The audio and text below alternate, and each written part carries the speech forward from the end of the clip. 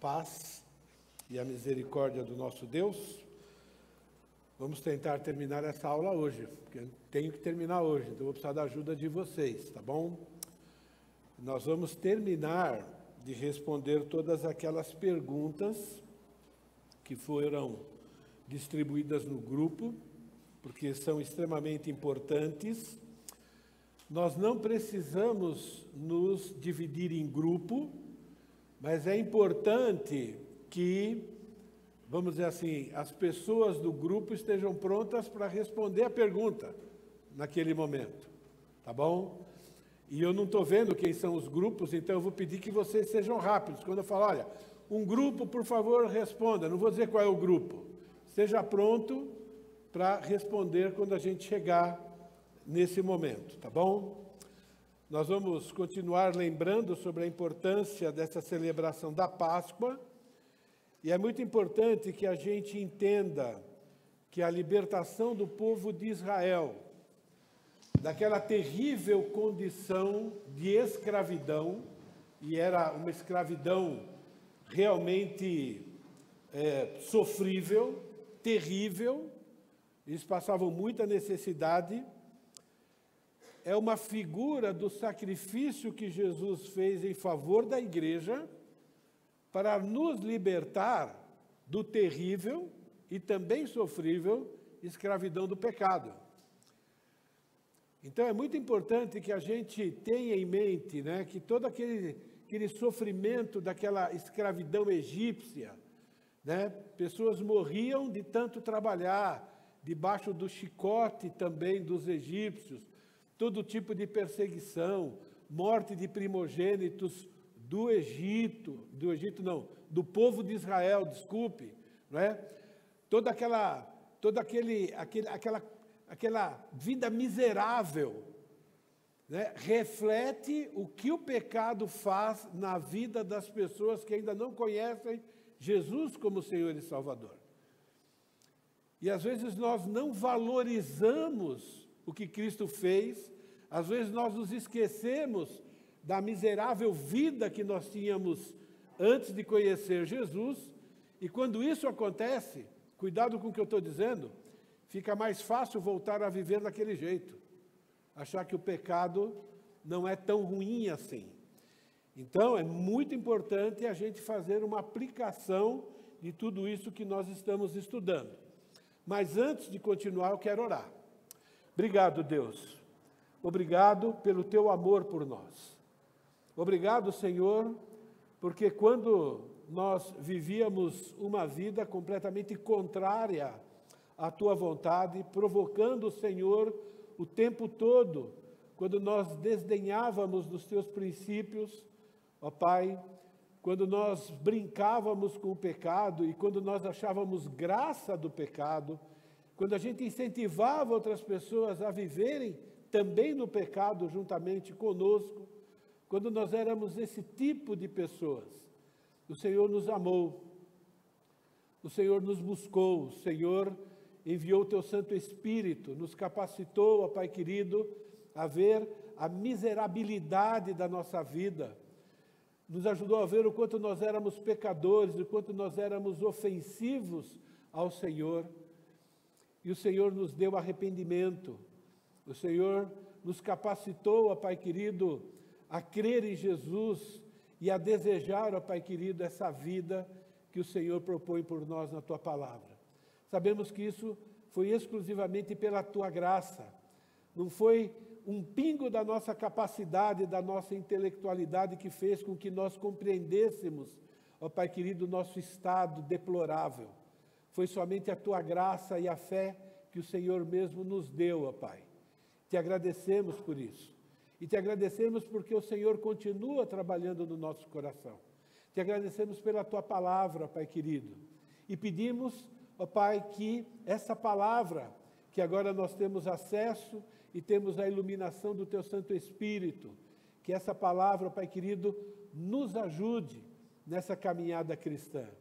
Que o Senhor nos mostre, Pai querido, quais são aquelas áreas em que ainda, Pai querido, nós insistimos em viver de maneira contrária ao Senhor. Pai, somos ainda, e o nosso coração ainda tem muita hipocrisia que precisa ser tirada. Nós reconhecemos isso. Não deixa a gente se acostumar, ó Pai querido, com a nossa maneira de pensar. Ajuda-nos, ó Pai querido, a pensar conforme a Tua palavra. Ajuda-nos a ter a mente de Cristo, ó Pai, para vivermos uma vida primeiramente agradável ao Senhor, para que a nossa vida seja uma vida devotada ao Senhor, para que também possamos ser luz na vida daqueles que vivem naquele estado em que nós vivíamos. Então, usa hoje a Tua palavra, Pai querido, para continuar esse plano que o Senhor tem para nós, de moldar o nosso caráter à semelhança do nosso Redentor Jesus. É a nossa oração em nome dele mesmo. Amém. Ok. Então, quero relembrar algumas coisas, ok? Algumas aplicações rápidas. A libertação da escravidão egípcia é o nascimento oficial da nação de Israel. Ali começa uma nova vida, começa um novo calendário, né? Então, e Deus faz questão de lembrar para aquele povo, a partir de agora, é vida nova para vocês. A escravidão ficou para trás e agora vocês são uma nação, né? E para marcar isso, ele muda o calendário deles. Então, isso nos mostra que o nosso Deus é o Deus Todo-Poderoso, Ele é o soberano sobre todas as nações, Ele é soberano sobre todas as pessoas, Ele é soberano sobre todos os acontecimentos da sua vida hoje e daquilo que ainda vai acontecer. E Ele acaba aqui de oficializar uma nação, Ele cria aqui uma nação, que Ele decidiu fazer isso. E ninguém pôde impedir, nem os falsos deuses egípcios puderam impedir.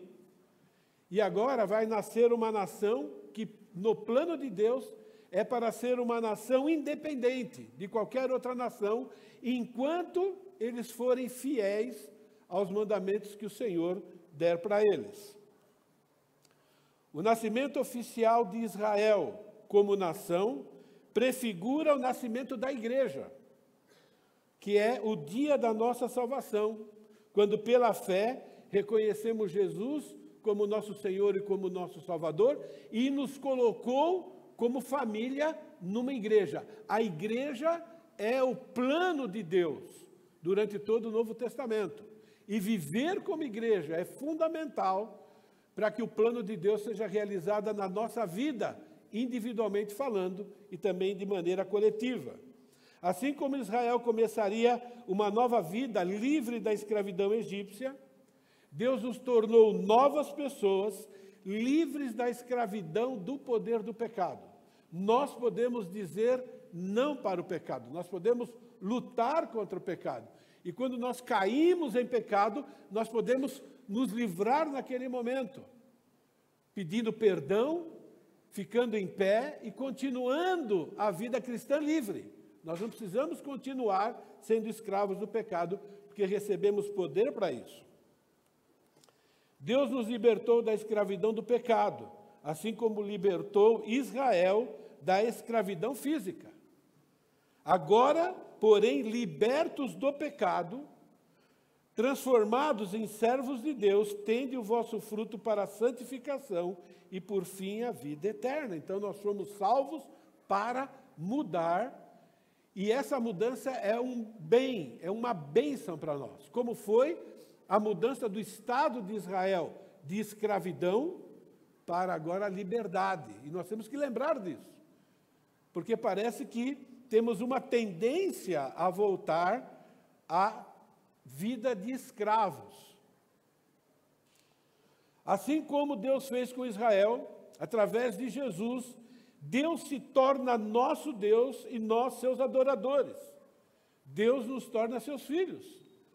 Êxodo 6,7 diz: tornai-vos, tomar-vos-ei por meu povo, e serei o vosso Deus, e saberei que eu sou o Senhor vosso Deus, que vos tiro debaixo das cargas do Egito. E agora veja o que Deus fala. Mas todos quanto receberam, falando de nós, deu-lhes o poder de serem feitos filhos de Deus, a saber, aos que creem no seu nome. Gálatas diz, vindo, porém, a plenitude do tempo, Deus enviou seu Filho, nascido de mulher, nascido sob a lei, para resgatar os que estavam sob a lei, a fim de que recebêssemos adoção de filhos. E porque vós sois filhos, enviou Deus ao vosso coração o Espírito de seu Filho, o qual clama Abba Pai. Quando nós fomos resgatados através de Jesus Cristo, nós nos tornamos agora filhos de Deus, e Deus se tornou o nosso Deus, porque antes disso, o nosso Deus era o diabo. A Bíblia falava isso, consciente ou inconscientemente. Nós servíamos o diabo e adorávamos o diabo. Mas ele nos salvou para que ele seja o nosso Deus. E ele nos capacitou a isso. Assim como fez com Israel, Deus nos libertou para vivermos uma vida nova, que deve ser vivida conforme as instruções de Deus.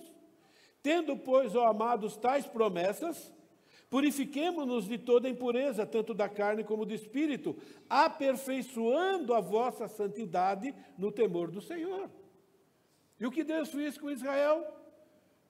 Dividiu o mar, eles passaram, nós vamos estudar isso para frente, e logo ele fez e deu para Israel a sua lei, mostrando, olha, antigamente vocês viviam debaixo, daquele contexto egípcio, agora vocês vão viver debaixo da minha lei, e isso é uma bênção para vocês. E assim ele fez conosco também. É importante que nós nos lembremos dessa verdade, aquele que tem os seus mandamentos e o guarda, esse é o que me ama, e aquele que me ama será amado por meu Pai, e eu também o amarei e me manifestarei a ele. É importante que nós entendermos que os critérios e todas as instruções que Deus deu para os judeus no momento da celebração da Páscoa, todos aqueles detalhes, desde a escolha do cordeiro, até como o cordeiro deveria ser preparado, como é que ele deveria ser assado. Quando Deus diz como é que vocês vão fazer o pão, e vocês vão colocar lá ervas amargas, como é que vocês vão comer? Todos esses detalhes ensinam que o nosso relacionamento com Deus, isso é, a nossa adoração a Deus, a nossa devoção a Deus, deve ser conforme os critérios dele. É ele que vai dizer para nós como é que nós temos que nos relacionar com ele, porque ele é perfeito. Se os judeus celebrassem a Páscoa de maneira diferente do que Deus mandou, eles seriam exterminados. Se um deles decidissem não usar sangue do cordeiro, usar qualquer outro tipo de sangue, não ia funcionar. O primogênito ia morrer. E nós temos que lembrar que a palavra de Deus foi nos dada para que a gente interprete corretamente e viva de acordo com aquilo que está escrito. Por isso nós temos que interpretar corretamente. Interpretação errada é pecado. Você não vai poder culpar Deus, você entendi errado o que você falou. É muito importante. Santificação é a prova de que nós somos salvos de verdade. A salvação é pela graça. E como é que eu demonstro que eu faço parte dessa graça? Através do desejo de seguir a orientação de Deus e não as nossas preferências. E não reinterpretar a Bíblia para fazer aquilo que eu prefiro fazer diante de determinada circunstância. É por isso que nós recebemos ordens no Novo Testamento de como nós devemos viver no nosso dia a dia, em todas as áreas da vida. Como nós devemos servir na igreja, como é que devemos participar, dos programas, das atividades da igreja, como é que nós devemos exercer a nossa vida profissional, como é que nós devemos nos comportar no culto. Tudo isso tem essas informações da palavra de Deus, porque tem que ser com ordem e decência, seguindo as instruções de Deus.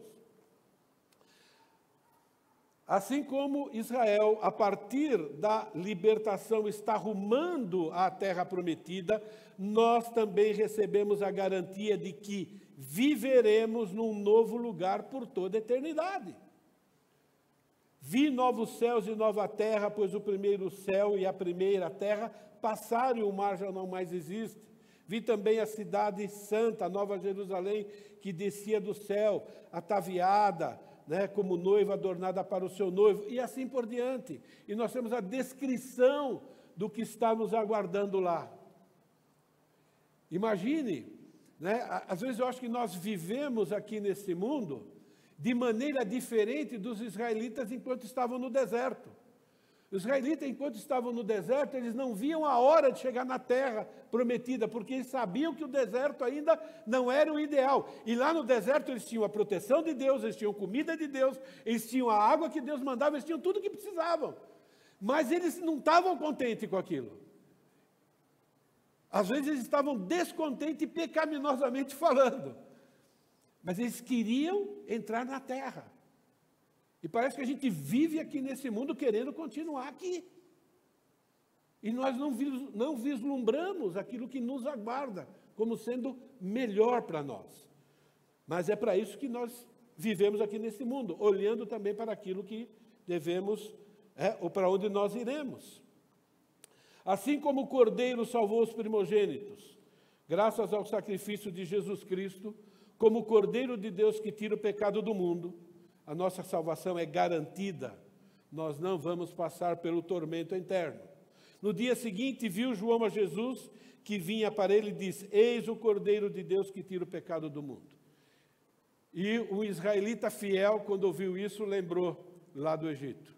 E lembrou daquela escravidão e daquela libertação. Em verdade vos digo, quem ouve a minha palavra e quem naquele que me enviou tem a vida eterna, não entra em juízo, passou da morte para a vida. Graças a Deus, em relação à eternidade futura, não depende da minha performance, depende do que Cristo fez na cruz.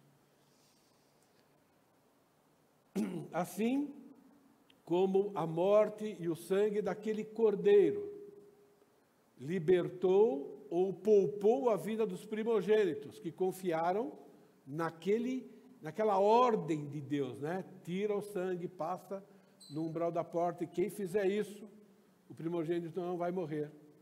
Toda pessoa que confia no sacrifício de Jesus está livre da condenação eterna. E isso custou o sangue de Jesus e não custou nada para nós. Conclusão: assim como é exigido por parte do povo israelita fé de que o sangue do Cordeiro livraria os primogênitos do anjo da morte, é exigido fé em Cristo para ser liberto da condenação eterna pelos pecados cometidos. Pela graça sois salvos, mediante a fé. Isso não vem de vós, é dom de Deus. E nós estamos trabalhando numa aplicação extremamente importante, que faz parte da celebração da Páscoa judaica, no dia a dia da igreja. E é nesse ponto que a igreja tem mais fracassado. E quando eu estou falando de igreja, estou falando de igrejas locais do século atual, como igrejas, coletivamente falando. E estou falando de cada um de nós individualmente. Nós temos muito que aprender a aplicar em relação a essa ordem que Deus deu para Israel sobre a questão do fermento, e a inspiração que Deus deu para Paulo para pegar aquele exemplo do fermento na Páscoa e mostrar para a igreja qual é a associação, como é que isso se aplica para nós. 7 dias comereis pães ázimos, logo o primeiro dia tirareis o fermento das vossas casas, pois qualquer que comer coisa levedada, desde o primeiro dia até o 7º, essa pessoa será eliminada de Israel. Veja a severidade quanto à punição. A vida da pessoa está em risco. Isso revela o quanto o pecado é ofensivo a Deus. Ouvimos a mensagem do Maurício, o quanto o nosso pecado provoca a Deus. E o quanto ele é longânimo. O fato de eu estar aqui falando para vocês revela a longanimidade do nosso Deus. Eu merecia ser fulminado ontem. E provavelmente hoje cedo. Entende? Porque é isso, né, que o pecado merece. E o Espírito Santo usou Paulo para fazer uma aplicação para você, uma aplicação para mim, individualmente, e uma aplicação para a igreja. Tá bom? O orgulho de vocês não é bom. Preste atenção como começa essa afirmação. Vocês não sabem que um pouco de fermento faz toda a massa ficar levedada? Livrem-se do fermento velho, para que sejam massa nova e sem fermento, como realmente são. Pois Cristo, vosso Cordeiro Pascal, foi sacrificado. Por isso, celebremos a festa, não com o fermento velho, nem com o fermento da maldade e da perversidade, mas com os pães sem fermento da sinceridade e da verdade. É muito importante que a gente entenda isso. A saúde e vitalidade da igreja depende da obediência a essa instrução de Deus, que trata sobre total separação ou afastamento de uma pessoa que professou publicamente a sua fé em Cristo e decide continuar no pecado, que é o contexto principal desse ensino. O ensino aqui diz como é que nós devemos tratar o pecado na nossa vida, nos afastar, descobrir o que é pecado, temos que trabalhar, pedir perdão e ter um plano, e ao mesmo tempo diz como nós temos que agir com qualquer pessoa que um dia professou Jesus publicamente e depois decidiu envergonhar Jesus. Isso é muito sério. Por quê? Porque a igreja desse século deixou isso de lado.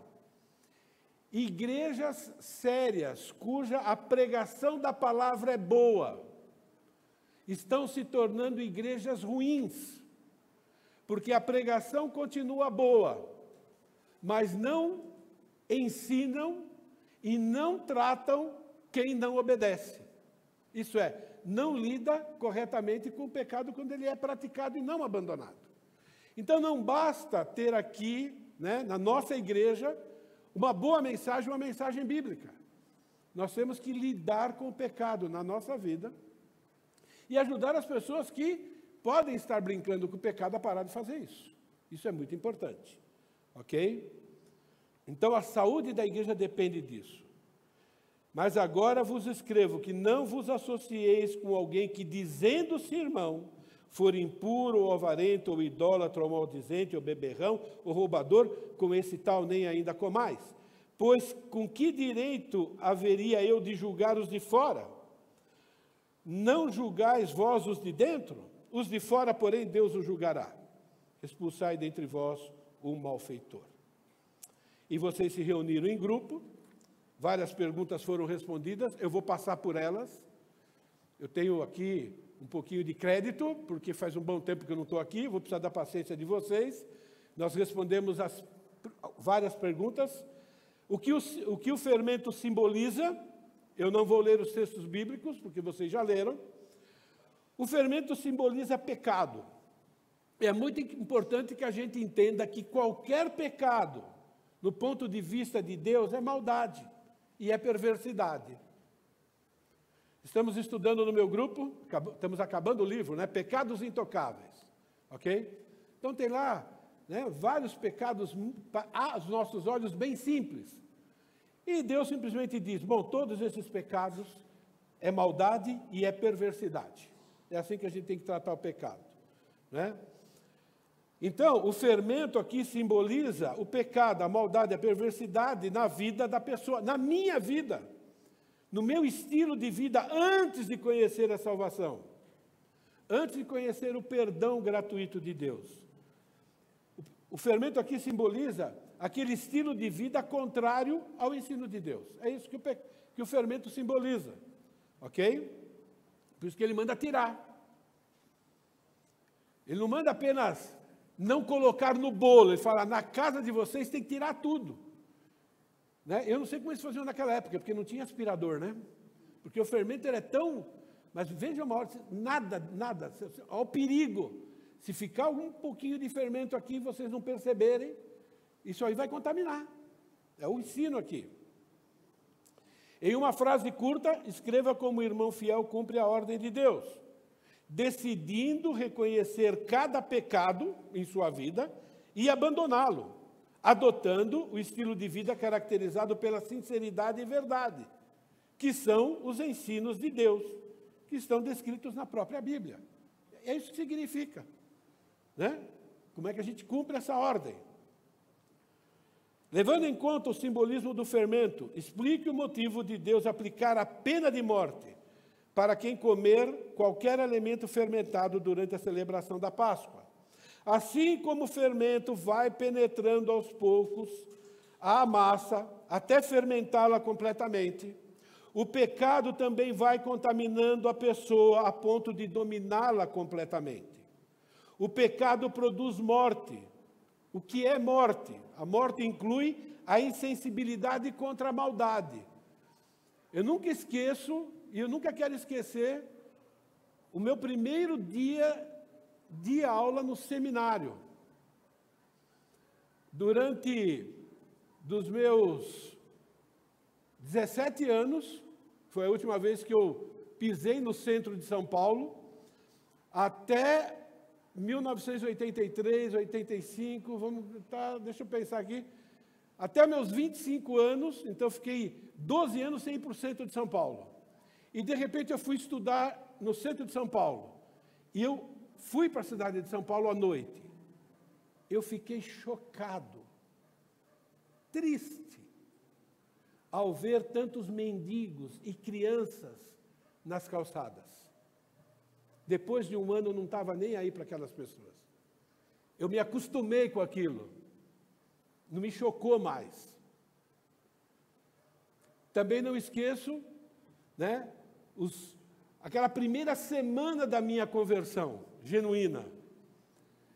Tudo que eu pensava, tudo que eu via, é pecado.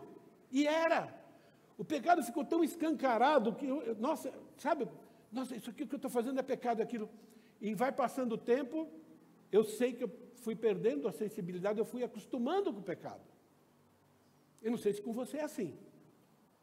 Então, a gente precisa entender, né, essa realidade, o pecado, a gente vai se acostumando com ele. E volta a gostar de alguns. E é o alerta que Deus está nos dando aqui. O pecado produz morte, que inclui insensibilidade contra a maldade, matando a humanidade da pessoa que foi criada por Deus para pensar, sentir e agir como Deus. O homem só é homem, o ser humano é ser humano, quando ele pensa e faz igual a Jesus. Então o pecado desumanizou e Deus nos resgatou para nos tornar humanos de novo. Sendo que o humano perfeito é Cristo, estamos rumando para isso. Mas aqui, é uma mistura, né, de humano com bicho ainda. Vocês entendem o que eu quero dizer? Né? Essa mistura, quer dizer, na velha natureza existe ainda algo demoníaco em nós, algo animalesco, né? Que Deus está trabalhando, que é a santificação progressiva. Então nós precisamos reconhecer isso, né? E com a graça de Deus, ir tirando esse fermento. Ok?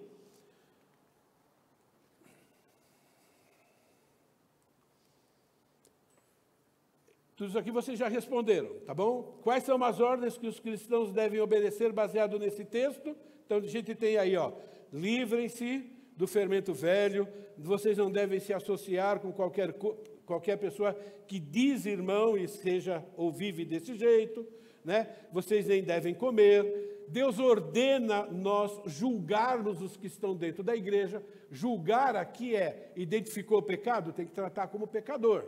Ok? É uma ordem de Deus. A gente está interpretando errado, né? Não julgueis para que não sejais julgados. Ali é outra coisa, tá bom? Temos que tratar o pecado como tem que ser tratado, ok? E palavras duras, né? Expulsem esse perverso do meio de vocês, ok? Aqueles 3 verbos usados, né?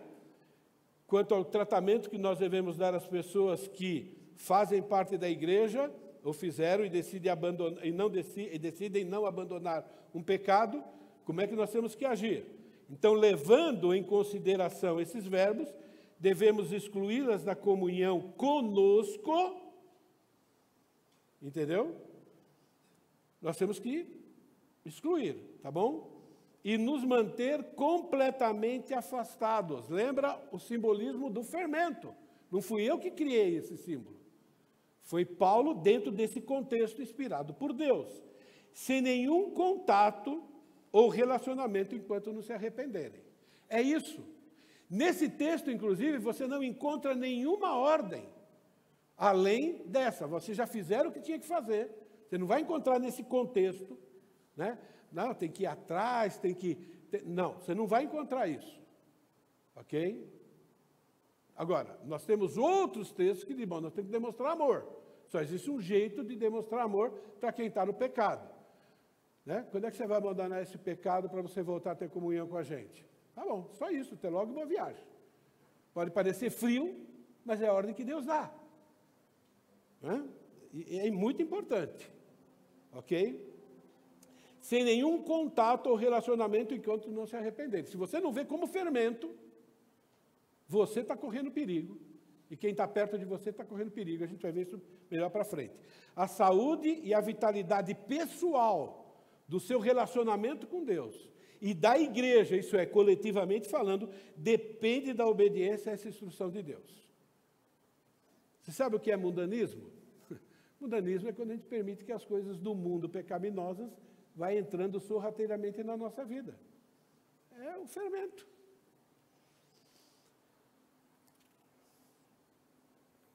Descreva sobre a semelhança, aplicação entre a ordem de 1 Coríntios e a penalidade ordenada por Deus. Né? Tem os textos, eu só vou enfatizar isso que está em negrito: entreguem esse homem a Satanás, o orgulho de vocês não é bom, livrem-se do fermento velho, não devem se associar-se com qualquer que dizendo-se irmão seja, não devem vocês julgar os que estão de dentro, expulsem esse perverso do meio de vocês. E você pega lá Êxodo capítulo 12, versículo 15, né? Porque quem comer qualquer coisa fermentada será eliminado de Israel. A semelhança está na ação que os israelitas devem ter em relação ao fermento, e nós em relação ao pecado, e à pessoa que não abandona o pecado. Assim como os israelitas deveriam se limpar, e limpar a casa e a terra de todo fermento, o cristão deve se limpar de todo pecado, se afastar das pessoas que professam ser cristãos e decidiram continuar com o seu comportamento pecaminoso. A pessoa excluída deve ser considerada morta, isso é, mortalmente contagiosa, enquanto não abandonar o pecado.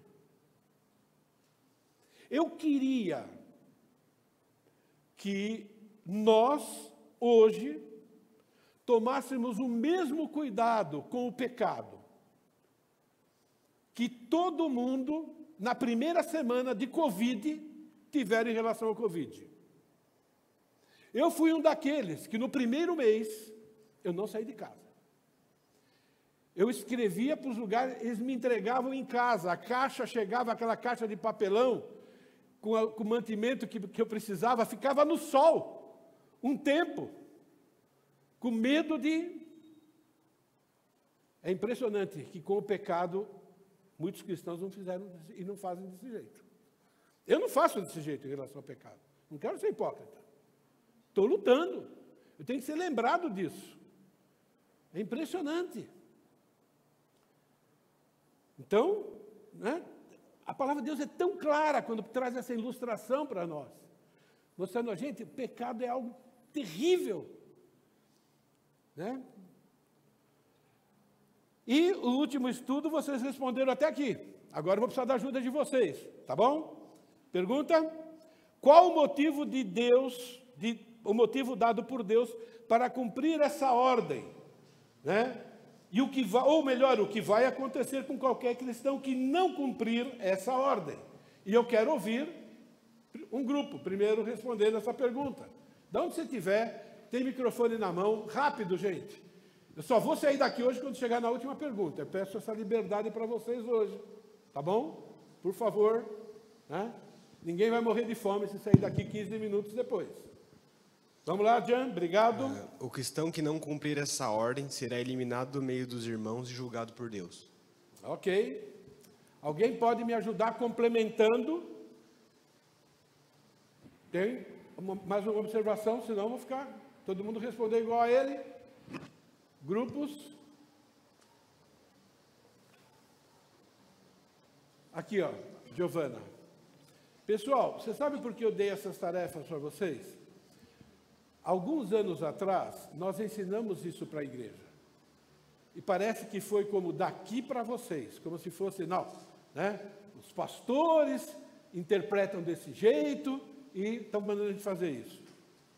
Eu quero que agora venha de vocês para nós. Estamos sendo bíblicos. Pierre, eu quero que... Não, nós estamos exagerando, então eu quero que vocês falem se a gente está exagerando. E se não estamos exagerando, então que toda a igreja se comporte desse jeito. Porque nós vamos receber os efeitos colaterais desse tipo de comportamento. Joe? Um pouco do fermento leveda a massa toda. Então, se a gente permite que essas pessoas que não estão honrando Deus fiquem no nosso meio, isso corrompe a igreja inteira. Ok. Mais alguém quer contribuir? Tá bom? Vou ser rápido. Deus está afirmando categoricamente que qualquer cristão, por mais maduro que pensa ser, então está falando comigo, pastor, todo mundo acha que o pastor é o mais espiritual de todos. Bom, deveria ser. Mas ele está falando, ó, qualquer cristão, qualquer, tá bom? Tivesse aqui Paulo, o apóstolo Paulo aqui, né? Paulo está incluído aqui, né? Qualquer cristão, até Paulo, ao se relacionar com o suposto cristão rebelde, será paulatinamente contaminado pela indiferença ao pecado. O pecado você vai, não, isso aqui vai se tornando cada vez mais tolerável. É isso que Paulo está dizendo. Pode?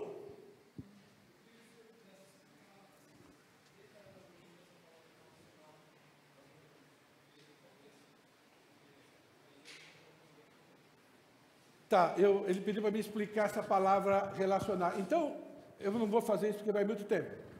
Pensa só na ilustração. Se a massa encostar no fermento, o que vai acontecer com a massa? Você já fez pão? Ok.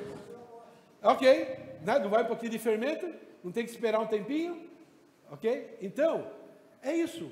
Eu quero que vocês pensem nisso. Então, o que ele está dizendo quando ele usa o fermento que encosta na massa? Quando você pega, a Bíblia diz, nem sequer comam. Eu vou responder. Pensa bem, Paulo já está ilustrando. Expulsem. Entende? Só no capítulo seguinte, quando a pessoa se arrepender, Paulo fala, agora vocês podem trazer de volta. Mas depois do arrependimento. Só muda ali. Então é importante. Está claro aqui. Agora, a oitava pergunta, eu acho que vai responder isso daí de maneira mais clara, porque tem uma pergunta que fala sobre isso. Como é que a gente aplica isso? Crer que não será contaminado. Se você acredita, não, mas eu conheço Bíblia, eu já sei o que é certo e errado. Crer nisso revela o seu alto nível de orgulho. Porque o estudo começa assim, tá bom? De maneira bem clara ele começa assim, né? Não sejam orgulhosos, não sejam arrogantes. Começa assim o versículo. Porque vocês estão jactanciosos. É pensar de si mesmo, é não se conhecer. Então, crer que você não será contaminado revela o seu alto nível de orgulho, arrogância. É pensar sobre si mais do que realmente é. A Bíblia aqui está fazendo uma afirmação taxativa. Assim como o fermento leveda toda a massa, vocês também vão ser contaminados. Não tem jeito. É Deus que está falando. É o nosso Criador. Sabe quando nós vamos estar isentos disso? Quando você tiver o corpo glorificado. Aí, meu filho, não tem jeito de você ser contaminado pelo fermento ou pelo pecado. Quando você tiver o corpo glorificado, aí não tem, aí está tranquilo. Mas isso é só quando a gente deixar essa vida. O relacionamento com uma pessoa excluída da igreja ou rebelde irá matar a nossa fidelidade a Deus. Vai matar. É uma questão de tempo. Tem câncer que mata 6 meses, 2 meses, 3. Tem câncer que vai demorar 2 anos, 3 anos. Tem outro tipo de enfermidade que vai levar mais tempo. Mas o que está acontecendo é a deteriorização do corpo. E o seu relacionamento com Deus vai ser minado. E a gente não percebe aquela história de como é que você cozinha um sapo, né? Põe o sapo vivo na água fria, acende o fogo e ele vai morrer lá. Porque ele não vai percebendo. Isso vai enfraquecer paulatinamente a seriedade com que devemos tratar o pecado em nossa vida e na vida das pessoas que são salvas por Jesus. Vai afetar. É o que significa isso. Claro, como uma água cristalina. Próxima pergunta, sejam prontos para me ajudar a responder. Leia novamente, o orgulho de vocês não é bom, vocês não sabem que um pouco de fermento faz toda a massa ficar fermentada? Vocês estão percebendo que eu estou batendo nessa tecla. Porque o maior problema nosso, provavelmente, é o orgulho. Considerando o motivo dado por Deus sobre não se relacionar com as pessoas que fizeram parte da igreja, isso é, professaram a fé em Jesus através do batismo ou testemunho e decidiram permanecer no pecado, a ordem se limita apenas às atividades da igreja reunida ou para todo e qualquer tipo de atividade? Justifique a sua resposta. Quem tem coragem? Obrigado. Vamos lá. A gente colocou aqui qualquer tipo de atividade, seria cortar relacionamentos e privar a pessoa de qualquer comunhão, porque ela irá contaminar o corpo. E aqui eu quero colocar um adendo que, assim, como a gente está lidando com pessoas que se professam cristãs, a ideia é que essa pessoa, ela perceba o erro dela e ela volte para a comunhão arrependida. É diferente de uma pessoa que não é cristã, que você acaba tendo relacionamento, por exemplo, num ambiente de trabalho ou até familiar. Então, nesse caso, a gente busca preservar a comunidade cristã e que essa pessoa reconheça o erro e volte para a comunidade em algum momento, né? É muito bom esse lembrete. Ele não está dizendo como é que a gente vai se relacionar com o não cristão. O não cristão, Deus está dizendo, né, que precisamos manter esse relacionamento, inclusive, né, redentor, o relacionamento redentor. Ele está falando de pessoas que professam, ou professaram e abandonaram. Não, só para complementar, porque no verso 11 ele fala, né, nem ao menos comam com gente assim. É só para mostrar que são todas as atividades da vida mesmo, né, não só na igreja. Isso. Mais alguém? Pois não? Obrigado, Su. Eu tenho uma pergunta, porque a gente teve problema na nossa família, né? Na verdade, não sei se a gente teve, mas se a gente ainda tem. E eu sei que o laço familiar que Deus nos deu, ele não morre, né? Pai, filho, esposa, marido, né? Porque às vezes a gente está só, vou extrapolar um pouco além da nossa família para facilitar. Vamos supor uma família cristã cujo pai comete pecado, não se arrepende e é expulso da igreja, né? Como será o relacionamento dos filhos cristãos com esse pai, da esposa com o marido, né? Então, assim, eu fico pensando, laços familiares, eles têm uma união muito forte que foi dada por Deus, né? É um laço dado por Deus, né? Então, assim, como fica isso, né? De você nem sequer come, né? Você não se conversa, você não tem mais nenhum tipo de relacionamento, né? Então, eu sei que na nossa própria família isso é difícil, né? Sei que o Mateus fez um movimento de arrependimento, está aguardando um aconselhamento há algum tempo, mas não é por isso, né? Nós sabemos que nós não nos envolvemos corretamente com a vida dele, nós sabemos que nós pecamos nisso, né? Mas laço de pai e filho, de mãe e filho, laço de esposa e esposa, como fica? Sei, eu acho que é fácil você pôr um negócio e a prática é difícil.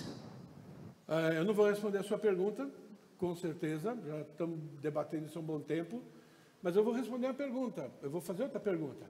Esse texto, ele abre alguma observação sobre isso? É uma pergunta assim.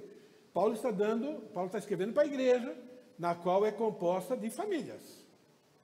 E ele está conversando com a igreja em relação a isso. Ok? Então isso é muito importante a gente entender. Ele não abriu uma exceção. O Espírito Santo não abriu uma exceção. Ok? Então pensem sobre isso. Eu não vou responder essa pergunta. Ok? Agora, não cabe aqui. Agora, eu acho que a gente tem que dar, eu vou dar um retorno mais para frente. Mas estou dizendo, o que o texto diz? Então, só vou dar uma resposta. Ok? O texto diz sobre responsabilidades. Por exemplo, tá bom? O filho vai ficar sempre com o pai e com a mãe? A Bíblia mesmo diz, né? Deixará o pai e mãe e se unirá à sua mulher. Existem relacionamentos que Deus diz é inquebrável, e existem relacionamentos que Deus diz são temporários. A Bíblia diz sobre honrar e sobre cuidar. Então, é possível honrar e cuidar e ainda cumprir isso? Eu tenho certeza que sim. Eu tenho certeza absoluta. Quem está com o coração em ordem e tal, só que nós temos que saber como. Eu já criei para mim, desde pequenininho. O Jan era pequenininho, ele ouvia como é que eu ia tratá-lo. Todos eles foram treinados desde pequenininho. Eu sabia o que podia acontecer. Né? Vai ser assim, vai ser assado. Um dia nós podemos conversar sobre isso. Ok? Mas o que é importante nós entendemos é que a Bíblia não entra em conflito. Então, é possível cumprir as nossas responsabilidades e ainda dizer para a pessoa, você não vai comer aqui na minha mesa comigo, não.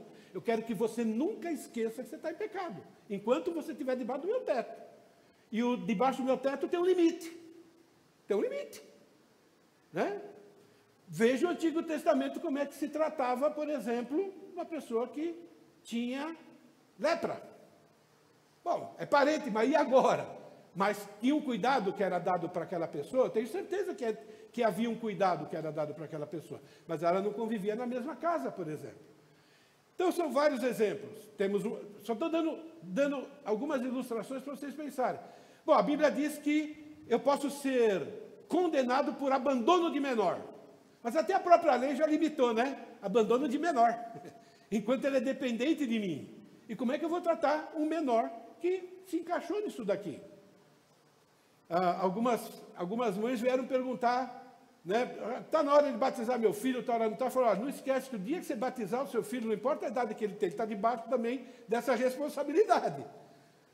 Eu falo isso, tem certeza da salvação dele? E se seu filho com uns 9, 10 anos de idade for rebelde, começar a fazer coisa na rua, o que você vai fazer? Tem certeza que foi salvo ou não? Porque está aqui. Só estou dando alguns exemplos. Então, eu tenho certeza absoluta que é possível cumprir as nossas responsabilidades familiares e obedecer a Deus nesse contexto de não ter a comunhão como Deus manda nesse caso. Agora, precisa de sabedoria? Precisa. Cada caso é um caso? Lógico. Um filho de 12 anos é diferente de um filho de 21. No meu caso, um filho de 21, filho, que bom que você decidiu viver por conta própria. Então, vai viver por conta própria. Você já tomou uma decisão, agora seja responsável por ela. O dia que você se arrepender, a casa está aberta. Ele escolheu, não fui eu. Então, pensem nisso. É possível cumprir os dois. Quer falar? Passa o microfone para o Mica, por favor. Isso é muito importante, gente, porque nós não estamos pensando na punição. É importante, deixa eu voltar aqui. Eu não estou pensando na punição daquela pessoa, estou pensando em duas coisas. Agradar a Deus. Segundo lugar, Deus está dizendo que eu preciso e a igreja precisa dessa proteção, de não se contaminar. Em terceiro lugar, entregue para Satanás para a destruição da carne, para que o espírito seja salvo. Então, faz parte do plano de Deus para a pessoa entender a gravidade do pecado e o método de Deus, caso Deus queira, dele se arrepender. E eu fazendo diferente do que Deus manda, eu posso estar atrapalhando, cuidado, né? Deus. Ninguém atrapalha a Deus. Você pode só estar agindo contra Deus. Então é muito importante a gente entender tudo isso e buscar sabedoria nesse sentido. Eu não quero delongar demais, nem dizer nada diferente do que foi falado pelo pastor aqui. Eu não sou pai, não tenho um filho e nem pessoas na minha família que se desviaram, mas eu tenho muitos amigos que cresceram comigo na igreja, de várias igrejas, e digo com tristeza que 90% se desviou. E eu sempre me lembro de 2 textos. O texto do filho pródigo.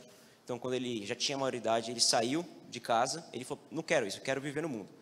E o pai falou, beleza, vai. E em um dado momento ele reconhece o erro dele, ele volta e pede perdão. Esse foi o primeiro caso.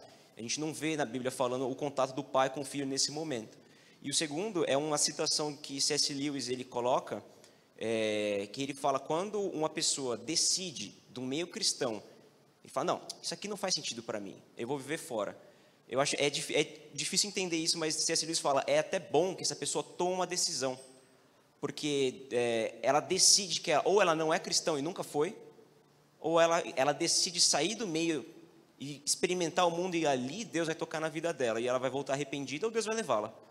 Então, é decisão da pessoa, não cabe no caso ao pai, ter a carga. Se ele criou a pessoa como realmente o objetivo dele era que ela fosse uma pessoa cristã, madura, etc., a pessoa tomou a decisão de realmente se afastar, e o papel do pai eu estou aqui, quando você voltar eu estarei aqui, a gente vai trabalhar na tua vida. Mas quando ele já tem a capacidade de tomar uma decisão própria, de sair, aí eu acredito que não cabe mais na alçada do pai ter esse peso de não ter feito o que tinha que ter sido feito. Eu sei que o assunto é sensível, mas nós temos que pegar a Bíblia e falar, bom Deus, eu tenho que te obedecer, e tem todas as instruções, e busca sabedoria, pergunta para a liderança da igreja, pastores, e é por isso, gente, eu tenho que falar isso, é por isso que Hebreus aponta para um outro pecado grave que as igrejas têm cometido hoje. Obedecei os vossos guias, porque velam por vossa alma. Por que está lá? E por que lá nesse texto não está dizendo, obedeça a Bíblia? Eu estou fazendo uma pergunta, por que não está escrito, nesse caso, obedeça a Bíblia e sim obedeça ao guia? Entende?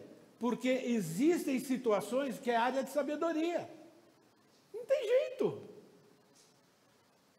Né? E entre marido e mulher não é a mesma coisa? Quando manda obedecer o marido, quantas mulheres aqui têm que obedecer o marido achando que o marido está errado, mas não consegue abrir a Bíblia e dizer, marido, você está pecando aqui. E o que a esposa faz? Que ama o Senhor. Tá bom, Deus, aqui é a área, vou obedecer meu marido, porque Deus está envolvido nessa história. Olha, gente, eu não sei quanto tempo, eu sou pastor velho, estou ficando velho, eu não sei se Jesus vai voltar ou não, ok? É impressionante, né? Essa questão de não respeitar a autoridade. Se um pai não respeita a autoridade que está sobre ele, o pai cristão, que não respeita a autoridade que está sobre ele, que é o pastor, por que o filho vai dizer, pai, por que eu vou respeitar o senhor? Se o pastor pode estar errado, se eu disse que eu não vou obedecer, então quando eu achar que o senhor está errado, por que eu tenho que obedecer? A ordem é a mesma. A ordem dada para obedecer o pai é a mesma ordem para obedecer o pastor. Os pais não percebem, mas os filhos sabem disso. Aí você está descobrindo agora por que o teu filho faz contrário de você, escondido de você, porque você faz a mesma coisa. Você faz igualzinho.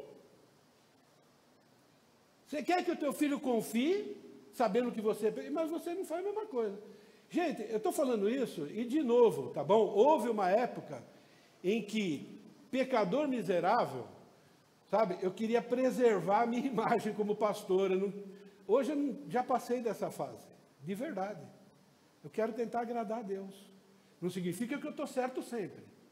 Qualquer pessoa, aqui vocês são testemunhas, qualquer pessoa da igreja que veio falar comigo sobre alguma coisa que eles achavam que eu fiz errado, ou que não era bem assim, ou que a minha interpretação, eu estou colocando publicamente, quem foi que veio até mim e eu não dei atenção e eu não dei um retorno? Quem foi que eu disse, eu sou o pastor e acabou? Não vai levantar um aqui. Eu falo tranquilo, eu falo, não, vou, e várias vezes eu falei, você está certo, eu preciso reformular isso aqui, eu preciso pensar melhor nisso. Pensem nisso, gente. Eu não estou desabafando, eu estou querendo que nós façamos parte daquela igreja que está lutando para agradar a Deus, porque cada vez vai ser menos gente fazendo isso. Eu vou parar aqui, por respeito ao horário e por respeito a vocês, ok? Chegamos na 8ª, né? É a última escola bíblica dominical do ano. Eu vou mandar essas respostas para vocês que eu tenho. Eu peço para os grupos, não vou mandar não. Grupos, por favor, mandem para mim.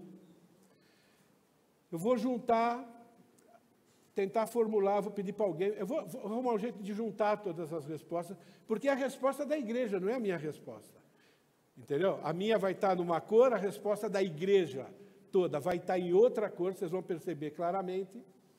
E eu quero que vocês, diante de Deus, conversem com isso. Mas começa assim, ó.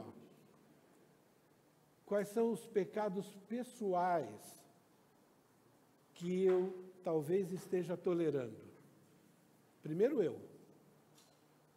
Hipocrisia. Irmão, deixa eu fazer uma pergunta para você. Essa foi sua última decisão sobre hipocrisia, Maurício? Talvez. Então eu vou. Irmão,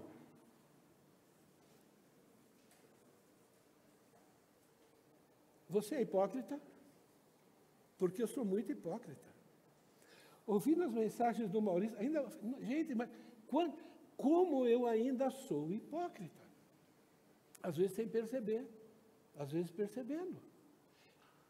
Eu fico triste por causa de Deus, mas eu fico feliz, porque Deus está mostrando a minha hipocrisia. Agora, se eu vou corresponder, é outra história. Eu sou hipócrita. No meu relacionamento com a esposa, no meu relacionamento com meus filhos, aquilo que eu vejo e não deveria ver. Mas eu tenho um compromisso com Deus. Eu luto para não ser. Vou continuar lutando para não ser. Entende?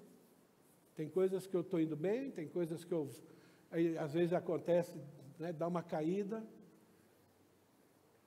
Mas eu não quero continuar sendo. Eu estou clamando pela graça de Deus. Né? Às vezes eu quero ir embora daqui por motivo egoísta. Quando eu digo embora, eu falo, Deus, eu não quero mais ficar pedindo perdão para o Senhor. Não quero. É triste ter que pedir perdão de novo para o Senhor por causa disso. Eu não quero continuar vivendo e te ofendendo desse jeito. Né? Então, estou na mesma luta que vocês. Tudo isso é para a gente só não se acomodar. Vamos perseverar, vamos continuar. Caiu. 1 João 9. Se confessarmos nossos pecados, Ele é fiel e justo. Descobriu que está tendo um relacionamento errado com alguém que foi excluído da igreja? Qual é o problema? Pede perdão. A graça é essa. Está tudo. Você pediu perdão para Deus, está apagado. Acabou. Naquele momento o efeito do fermento parou. Foi limpo, agora você tem chance de começar. Isso é graça, isso é uma bênção. Não precisa bater cabeça na parede, não precisa ficar se chicoteando, né? Não precisa fazer nada disso. Pede perdão, monta um plano, caiu de novo, tá bom. Quer dizer, tá ruim, mas pede perdão, levanta, não vamos desistir. Isso é carreira cristã. Mas não diga, olha, é assim, não, Deus entende, e continuar, não, isso é hipocrisia assumida e continuada, isso não pode. Obrigado, Deus, pela Tua palavra. Pai, se eu falei alguma coisa que não veio do Senhor, que o Senhor me lembre, porque aí eu coloco lá no grupo e peço perdão, e se eu estiver tão insensível de não lembrar, usa os irmãos para falar comigo, ó Pai querido. Ajuda-nos, ó Pai, a sermos uma igreja que vive para Te agradar. Mais do que qualquer outra coisa. Obrigado, Jesus. O Teu sangue nos purificou. Obrigado, Jesus, por ser o nosso advogado, ainda estar advogando a nossa causa, ainda estar mostrando as tuas marcas ao Pai. É isso que faz com que o Senhor continue sendo paciente conosco.